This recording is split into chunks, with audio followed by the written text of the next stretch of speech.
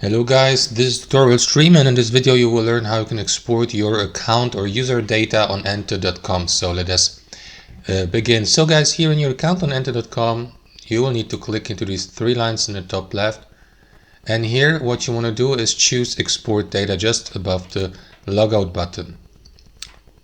Now as you can see, this option can only be performed in the desktop app, so you will need to download the desktop app first.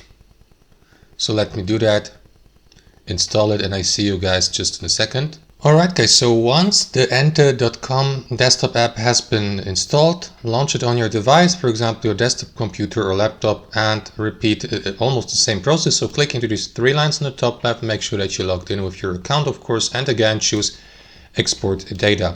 Enter your password, click into authenticate, and now select the destination folder on your device and click into start to export your account data in a zip file folder, for example. And that's it guys. So that's how to do it. You will find the given exported data in the selected folder.